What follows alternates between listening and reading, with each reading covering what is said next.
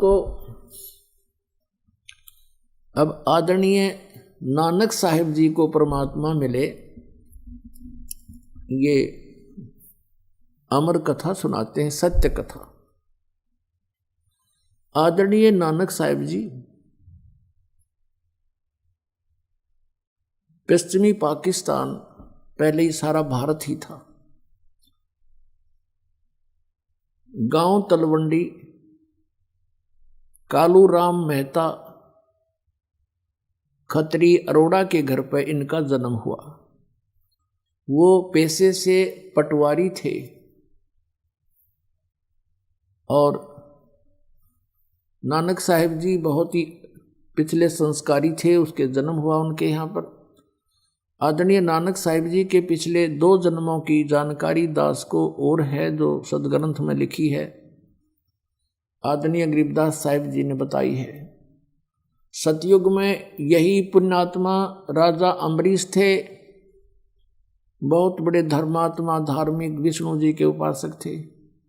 त्रेता युग में यही राजा जनक हुए, वो भी विष्णु जी के बहुत अच्छे उपासक थे। और फिर अपने पुनों को स्वर्ग में समाप्त करके फिर ये कहाँ जन्मे? श्री कालू राम मेहता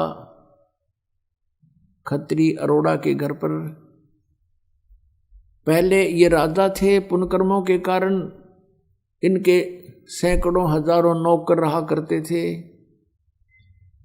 और सत साधना ना मिलने से पुनों को अक्षीण करके यही आत्मा फिर स्वयं एक सुल्तानपुर शहर में नवाब के यहाँ नौकर लगे। पुण्यात्मा श्रीमद् भगवद गीता अध्याय नंबर 4 के और श्लोक नंबर 32 में कहा कि परमात्मा स्वयं आकर ही वो ज्ञान प्रदान करता है, विस्तार के साथ कहता है, और वो तत्व ज्ञान होता है। उस तत्व ज्ञान के समझने के बाद गीता अध्याय नंबर 7 के श्लोक नंबर 29 में कहा है कि जो व्यक्ति मेरे इस ज्ञान का आश्रय ले लेता है, तत्वदर्शी संत के पास पहुंच जाता है, उस ज्ञान से परिचित होता है, तो वो फिर केवल जरा और मरण से छूटने का ही प्रयत्न करता है, क्योंकि वो उस तत्ब्रह्म से और सारे अध्यात्म ज्ञान से और सभी कर्मों से परिचित हो चुका होता है। तो आप जी को सारे अध्यात्म ज्ञान से और सभी कर्मों से भी साथ साथ परिचित कराना पड़ेगा दास ने, क्योंकि दास वो तत्वदर्शी संत है और परमात्मा ने बनाकर आपके लिए भेज रखा है। जैसे गीता जी अध्याय नंबर 8 के श्लोक नंबर 16 में कहा कि ब्रह्मलोक पर्यंत सभी प्राणी पुनरावर्ती में हैं, यानी ब्रह्मलोक इस ब्रह्म का अंतिम मोक्ष स्थान है। और गीता जी अध्याय नंबर 8 के श्लोक नंबर 13 में कहा है कि ओम इति एकाक्षरम ब्रह्म व्यवहारण माम अनुस्मरण ये परियाति तदन देहम सयाति परमाम गतिम। मुझ ब्रह्म का केवल एक ओम मंत्र है, नथिंग एल्स। यही एक मंत्र अक्षर है, एक अक्षर का मंत्र है। और जो इसको अंतिम श्वास तक सुमन करता हुआ शरीर छोड़कर जाता है तो परम गति को प्राप्त होता है। कौन सी परम गति? जो ओम से ब्रह्म गति होनी है। ओम से ब्रह्मलोक, ब्रह्मलोक में गए हुए प्राणी भी पुनरावर्ती में। और गीता जी अध्याय नंबर 4 के श्लोक नंबर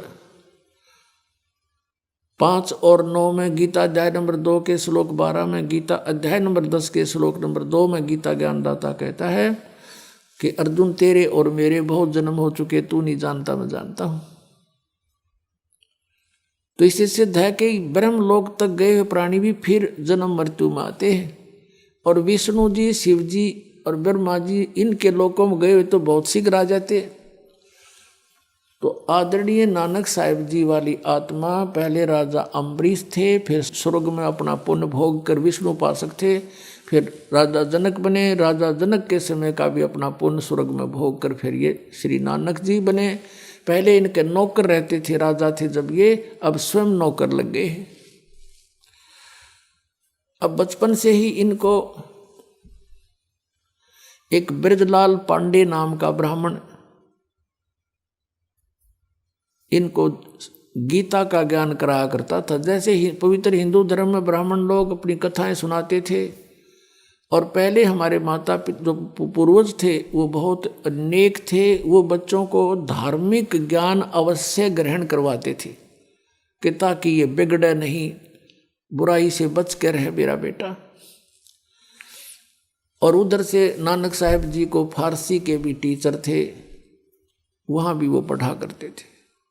ब्रजलाल पांडे से उसने जो ज्ञान ग्रहण किया था नानक साहब जी ने कि श्री विष्णु जी सर्वेश्वर हैं, अजर अमर हैं, इनके कोई माता पिता नहीं है, श्री कृष्ण जी ही विष्णु अवतार थे और कृष्ण जी ने ही गीता का ज्ञान दिया। जैसा कि पूरे हिंदू समाज के अंदर ये लोक वेद समाया हुआ है, ऐसा ही उनको ज्ञान था। अब नानक साहब जी की बहन नानकी सुल्तानपुर में ब्याही थी, उनका बहनोई जयराम नाम था उनका। उसने नानक साहब जी को वहाँ सुल्तानपुर के नवाब के यहाँ नौकरी दिलवा दी और नानक जी वहीं रहने लग गए। और उनके 2 पुत्र भी हो चुके थे नानक जी के, लक्ष्मी चंद और श्री चंद नाम के।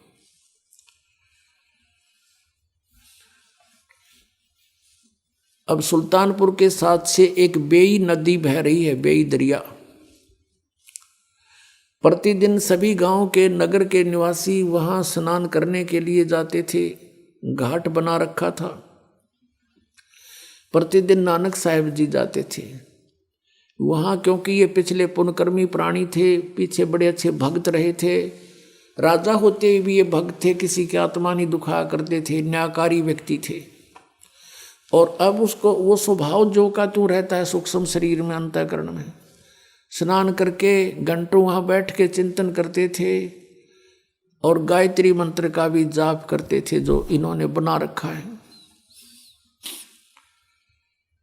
और गीता जी के कुछ श्लोक याद कर रखे थे, उनको भी वहाँ याद करते थे। अब वो परमात्मा कहता गोता मारूं स्वर्ग में, जा बैठूं पाताल, और गरीबदास ढूंढता फिरूं अपने हीरे मोती लाल। आदरणीय गरीबदास साहिब जी के माध्यम से परमात्मा ने अपनी महिमा पुण्य प्रकट करवाई है। जैसा कि आपने कबीर सागर, कबीर वाणी पृष्ठ 136 और 37 पर पढ़ा कि 12वां पंथ गरीबदास पंथ होगा। संवत 1774 में 75 लिखा, वैसे गलती से संवत 1774 में वो प्रकट होगा। फिर उसके माध्यम से मेरी महिमा की वाणी प्रकट होगी और 12वें पंथ में गरीबदास पंथ के में आगे जो पंथ चलेगा उसमें मैं ही आऊँगा। और उस समय ये बात मेरी सच्ची होगी जो आज कह रहा हूँ।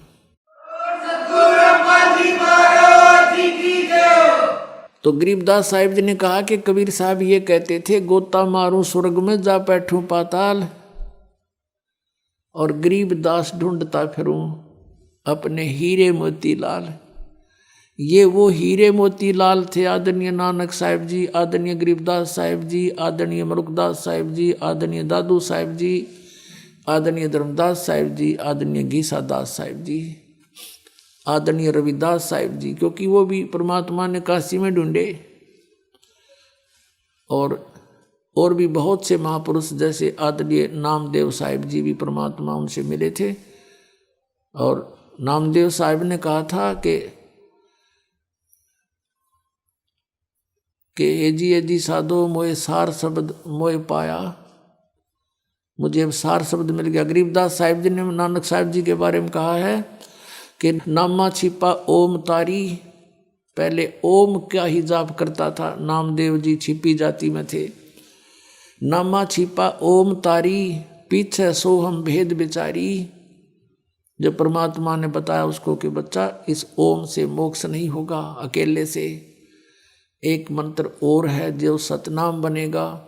फिर उसके बाद फिर बताया कि इस सतनाम में जो 2 अक्षर से भी मोक्ष नहीं होगा,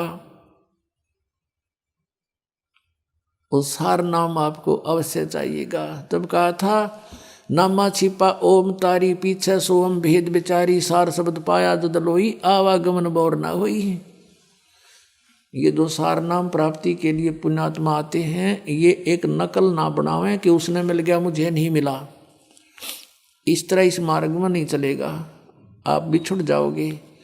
अब सतनाम क्या है? 2 अक्षर का है जो आपको दे रखा है। जैसे धन धन सतगुरु सच्चा सौदा वाले 3 नाम देते हैं, अकाल मूर्त, सब स्वरूपी राम, सतपुरुष।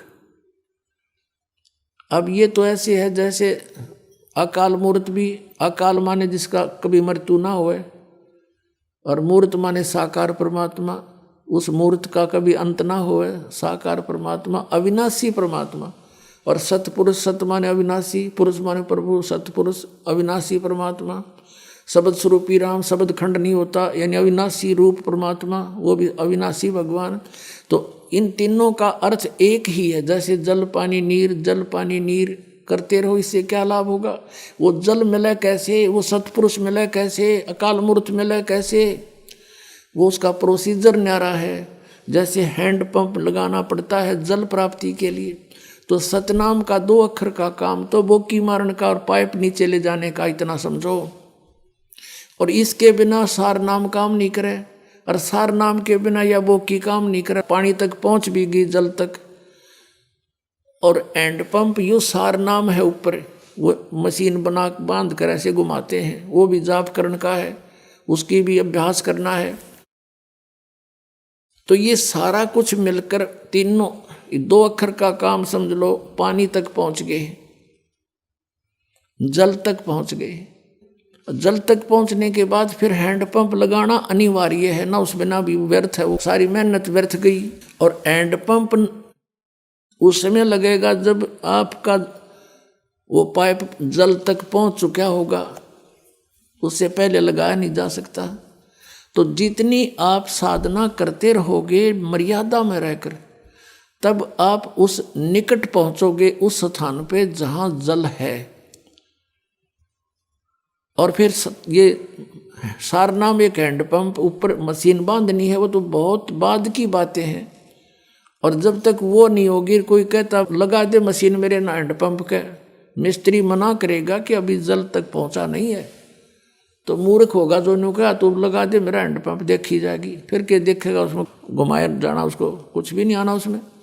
तो पुण्यात्मा, जब ये दास उचित समझेगा कि आप कि इस 2 मंत्र के अक्षर की कमाई पूरी होगी है, तभी सार नाम दिया जाएगा, तभी यो काम करेगा। वैसे दे भी दूंगा तो जपे जाइए कोई लाभ नहीं। तो इसमें जल्दी नहीं मचावे, आपके लिए है। यू दास ने और क्या काम करना, यूनिवर्सिटी खोल ली है तो सर्टिफिकेट भी, डिग्री भी आपको देनी ही देनी है। पर जो फेल हो गया उसने क्यों कर देंगे? तो पास होने योग्य प्रयत्न करो और सबको मिलेगा। भी क्या कोई बात, 2 दिन पीछे मिल जाएगा। अब फिर हम इसी प्रसंग पर आते हैं।